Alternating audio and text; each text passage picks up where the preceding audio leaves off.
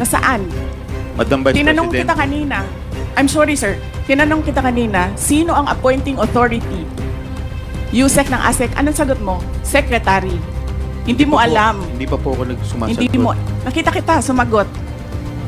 Camera. Kita sumagot. Sinabi mo, Mr. Secretary. Chairman, motion to Hindi suspend. niyo alam lahat One na minute, ang President. nag-a-appoint One ay minute President. suspension is declared by the Chair. Ito na nga. Paglabag sa batas ni Chua Tromeo Acop, pinalagana ni VP Sara. Pero bago ang lahat, maaari kayong mag-subscribe para maging updated sa mga issue at bagong mga balita.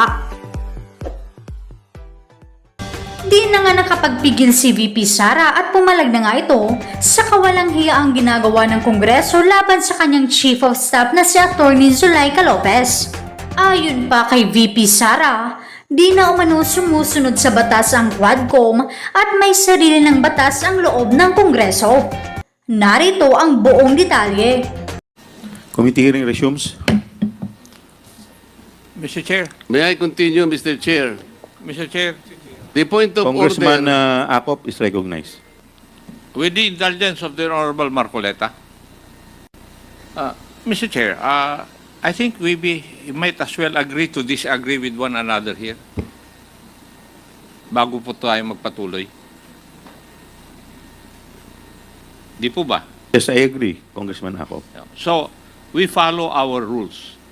The Honorable Marcoleta is a member of this Congress, so he knows the rules and he is obligated to follow the rules.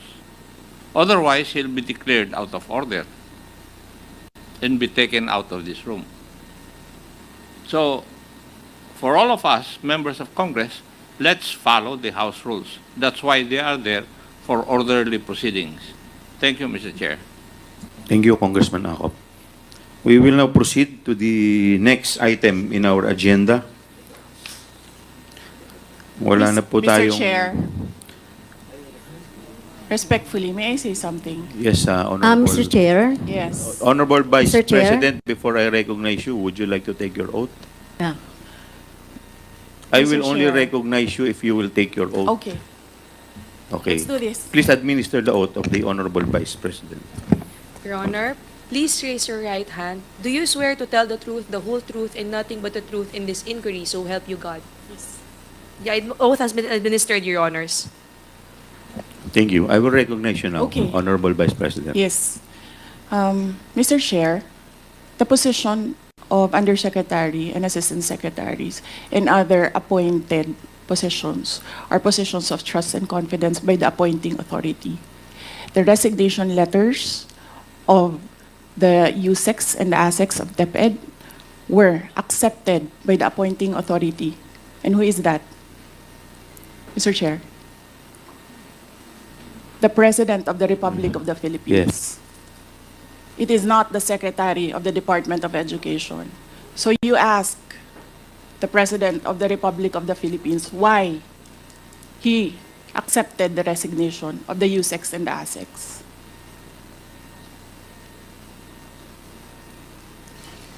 What is the point, Honorable Vice President? Ang sinasabi ko sa inyo, bakit nyo kine-question ang due process? Tanungin nyo ang appointing authority, bakit niya tinanggap ang resignation letter?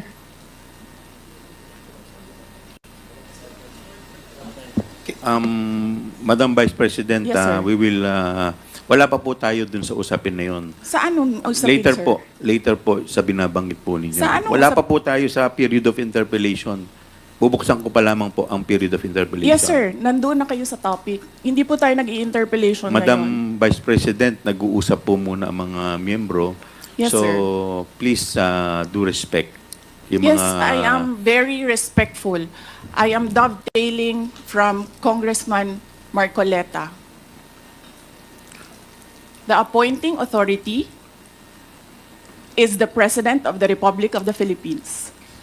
Why are you questioning due process in a discussion of resignation of USECs and ASECs?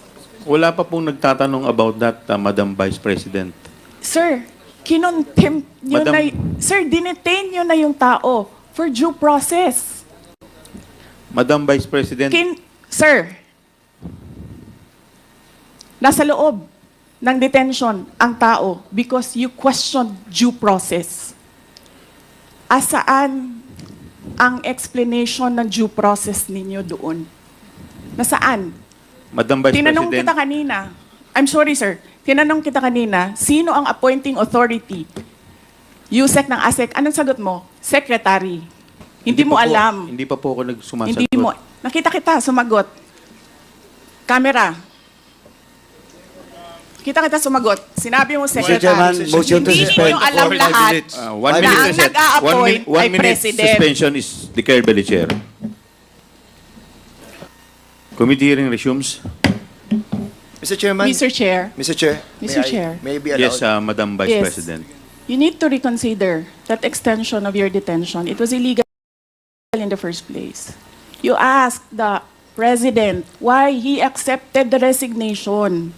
Do not ask due process. Mr. Chairman. Mr. Chair. Yes, Congressman Paduano. Congressman Acop.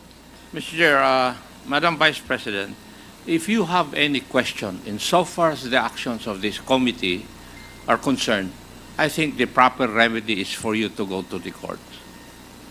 Sir, I will go to court. Opo, pero Oo, that is pero where- araw-araw, you are depriving a person of her liberty while I await That is precisely the point, ma'am. the... If our action of detaining your chief of staff is against the law, I think the proper remedy, and I think you're a lawyer, Yes, sir. the proper remedy is to go to the court. Sir, do you really want to show the Filipino people kung anong kaalaman ninyo sa batas? Ang sinasabi ko lang po ay sundin Oo. po natin yung batas Kaya dito nga, sa sir, House. sundin natin yung Kasi batas. nandito po kayo dito sa bahay ng Kongreso. Yes, sir. Sundin natin yung batas. Why will you penalize, punish Yusek Lopez for an act of the President? Madam Vice President, that is the decision of the committee as a whole. Sana po respetuhin po ninyo.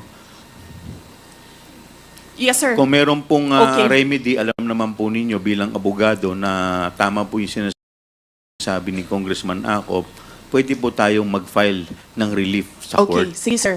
Tinutulungan ko lang kayo, sir, kasi napapahiya ang Pilipinas. Ganito ba ang House of Representatives? Tinutulungan ko lang kayo. Maraming salamat po, Madam Vice President. With all due respect, Yes, Mr. Chair, Congressman Mr. Chair, I move that we Deputy strike Speaker out. Yeah, I move that we Suarez. strike out that last comment said about the House of Representatives. I don't think that is warranted. Neither is it fair to make statements such as that. So move, Mr. Chair. Second.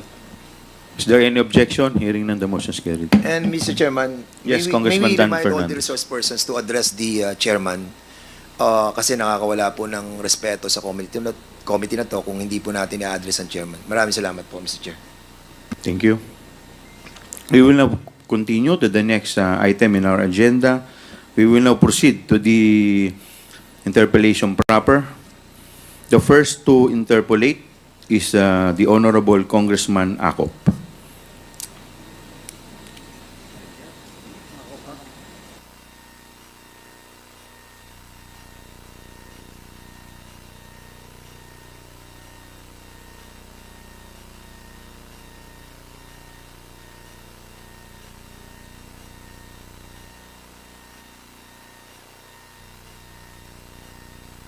Thank you, Mr. Chair. May I ask Mr. Edward Farda?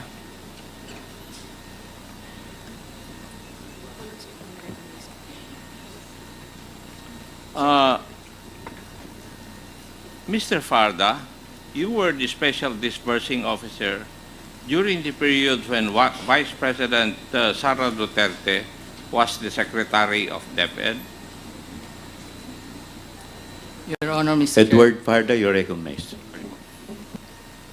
Chair. Your Honor, Mr. Chair, I confirm. Thank you. Would you also confirm the 3 land bank checks, each amounting to 37.5 million were issued to you as payee and were encashed by you? Would you confirm that? Mr. Fajardo, you are recognized. Your Honor, I confirm. Thank you. And would you also confirm that you certified the correctness of the liquidation reports on the use of the DepEd confidential funds and in fact issued the corresponding certification? Would you confirm that? Mr. Chair, pwede pong paulit lang po nung question regarding dun sa issue ng certification. Congressman Acop, please continue. Please repeat. Yes, Mr. Chair. Mr. Farda, can you, did you certify to the correctness of the liquidation reports on the use of the DepEd confidential funds and in fact issued the corresponding certification? Mr. Chair, wala kaming kakampi dito, walang maka-point of order para sa amin.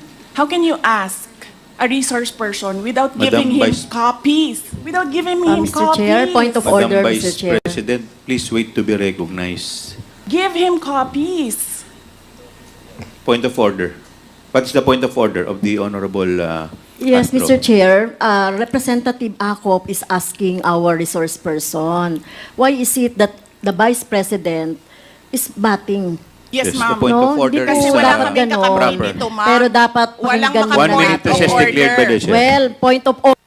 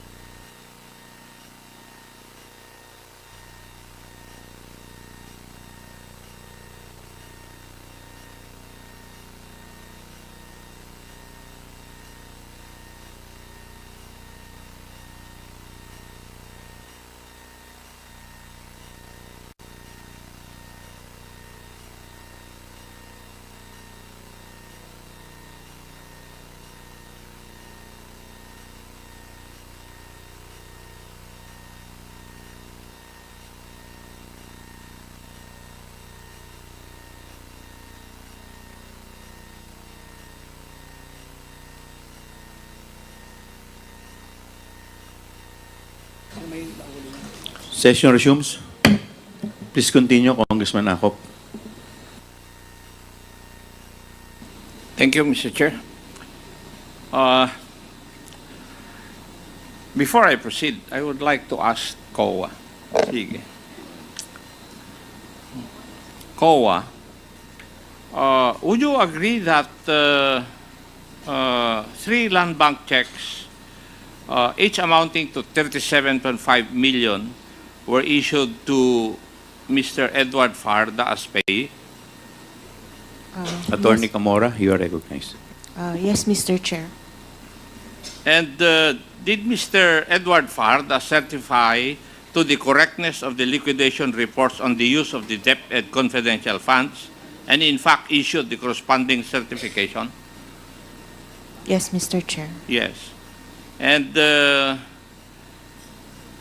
Mr. Fajarda and Madam Acosta also prepared the corresponding accomplishment reports for the use of the DepEd confidential funds? Would that be correct?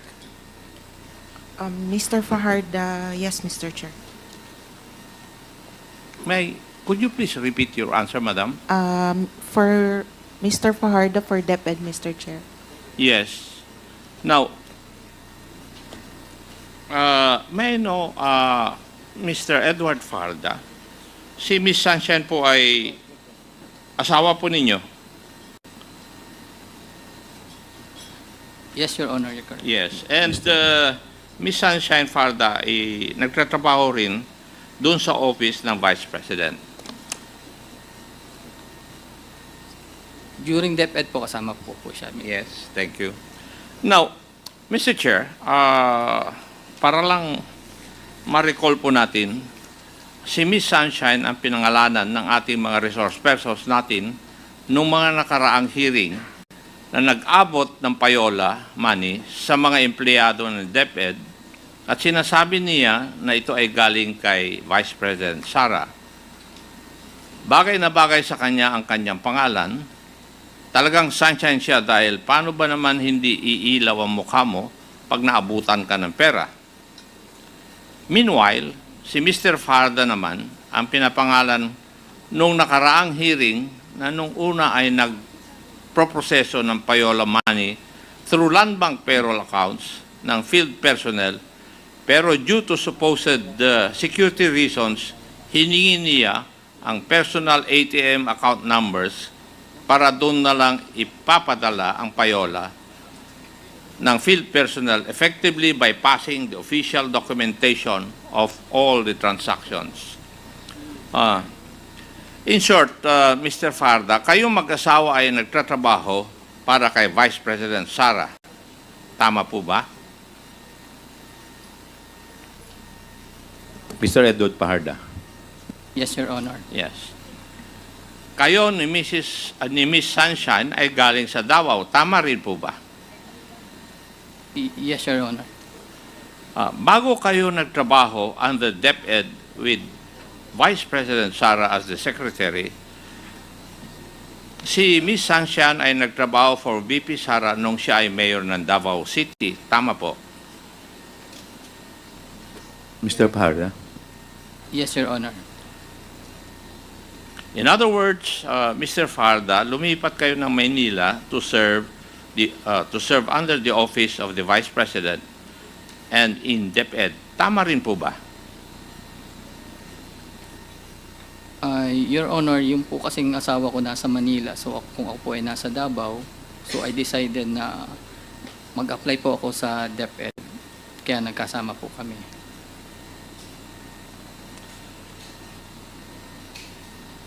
Noong si Vice President Sara ay nakabase po sa Davao as the city vice mayor, hindi po kayo part ng kanyang staff. Tama rin po ba?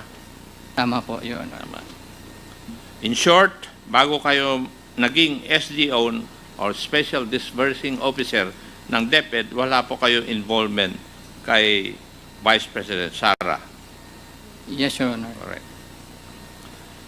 Dahil sa inyong asawa, si Miss Sunshine, kayo po ay nakilala ni Vice President Sara. Tama rin po ba yun? Yes, Your Honor.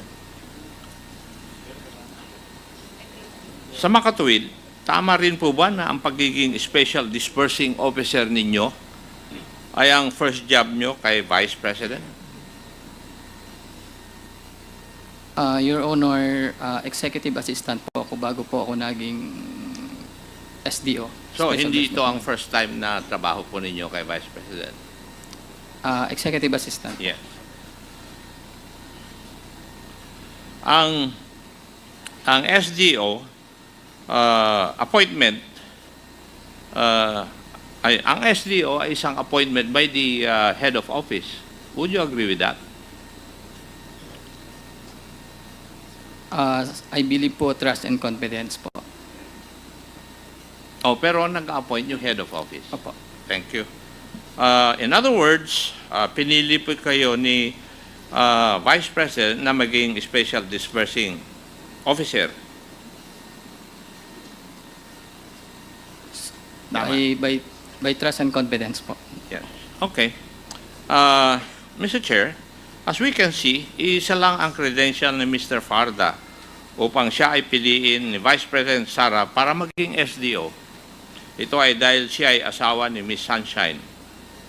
Alam naman natin ang posisyon na SDO requires trust dahil malaki ang funds na involved dito. Sinabi na rin ni Mr. Farda yun. For the case of DepEd, kay Mr. Farda, unang ibinigay ang confidential funds na umaabot ng mahigit 100 milyon. Mr. Farda, are you a regular employee within the meaning of our civil service? Mr. Chair, executive assistant po is also appointed po ng head of the office of the agency, considered po as a regular employee. Considered as a regular employee and therefore covered po ng civil service rules. Would you agree?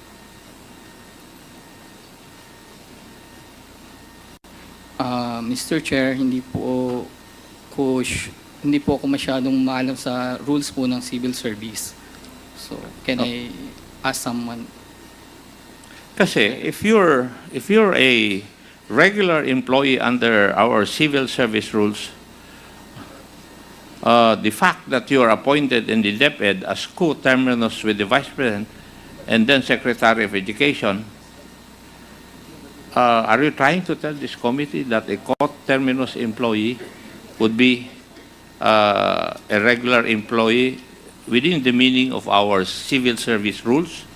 And if no naman, I think you would also be aware that under a joint circular, a special disbursing officer must be a regular employee. Yes, Your Honor. Okay.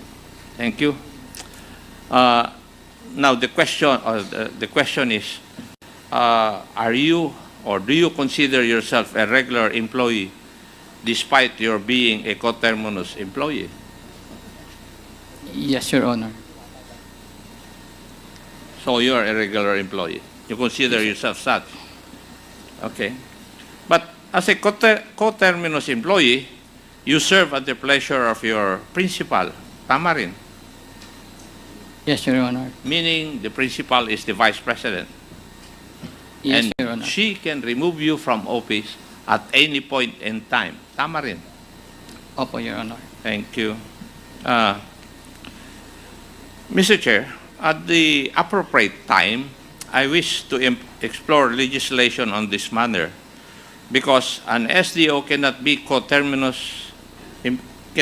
a coterminous employee.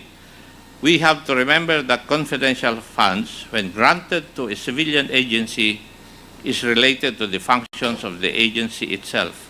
As such, the person handling it must be a career employee, preferably of that agency, so that we are certain where loyalty lies. Not just a coterminous employee where incentives are aligned towards ensuring that the principal is pleased with his or her performance. Do we have a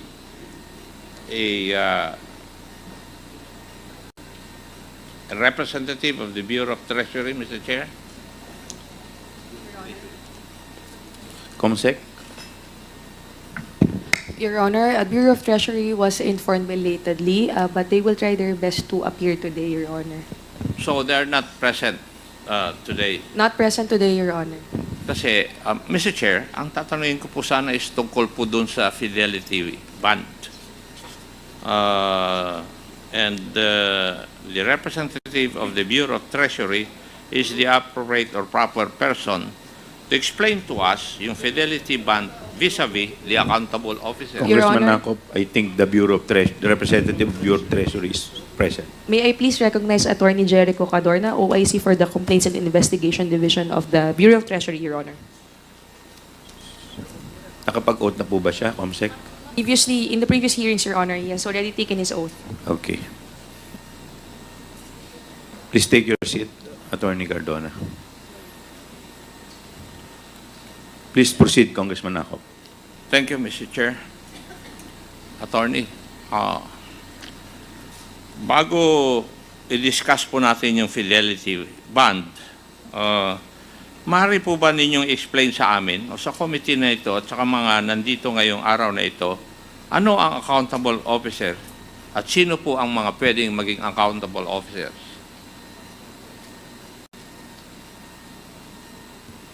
Good afternoon, Your Honor, and to the Honorable Committee.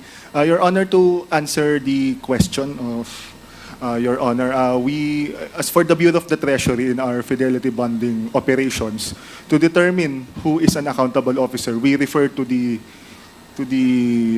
requirement of the public bonding law or the definition of the public bonding law as to who is an accountable officer. Section 314 of the public bonding law states that every officer, agent, and employee of the government of the Philippines or of the companies or corporations, the majority of the stock of which is held by the national government shall, whenever the nature of the duties performed by such officer, agent, or employee permits or requires the custody of funds or property for which he is accountable, be deemed a bondable officer. And except as otherwise provided, every such person shall be bonded or bondable, and his fidelity insured in accordance with the public bonding law.